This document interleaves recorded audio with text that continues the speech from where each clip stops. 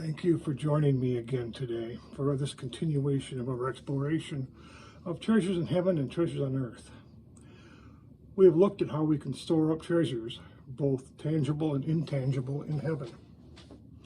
We looked at how the ways that we can store up treasures in heaven all seem to include something for the common good. When I was thinking about what the common is and common good, I couldn't help but think about community. And when I think about what holds us together as a Christian community, I come up with spirit. For our purpose here, I will distinguish between spirit with a capital S and spirit with a lowercase s. For simplicity, I will use spirit uppercase to refer to the Spirit of God.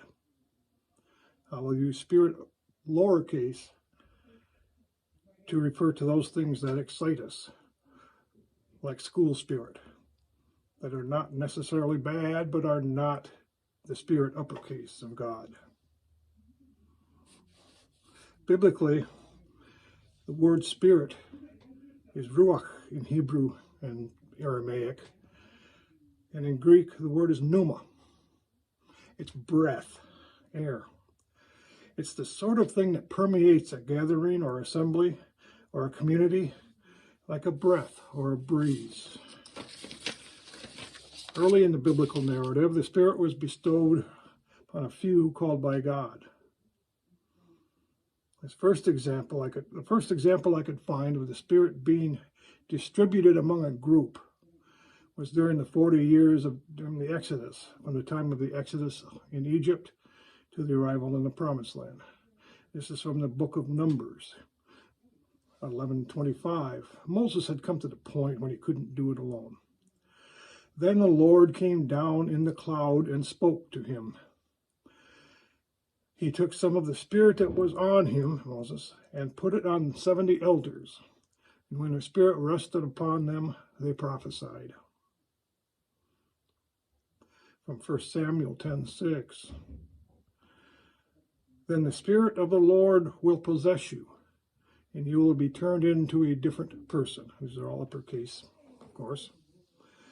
The prophet Isaiah, in his messianic prophecies, defines spirit uppercase for us. Writing about the coming Messiah in chapter 11, verse 2,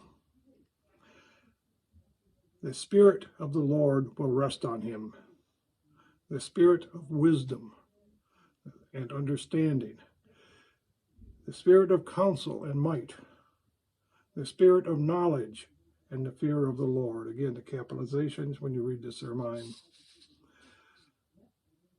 The New Testament, the gospel writer John said God is spirit, and those who worship him must worship in spirit and truth. And remember last time, 1 Corinthians, to each is given a manifestation of the Spirit for the common good. Those called by God have received some part of the breath, spirit, that God will use to transform us. And it is to be used for the common good. To be sure, there are other spirits that excite us. The spirit that longs for comfortable social circles. The spirit that gives us delight in making things beautiful. And the spirit to manage well-meaning nonprofit organizations. But this sort of spirit, all lowercase, is good and should not be discarded, but it is not the Spirit, uppercase. It is not the Ruach, the Pneuma, the Spirit of God.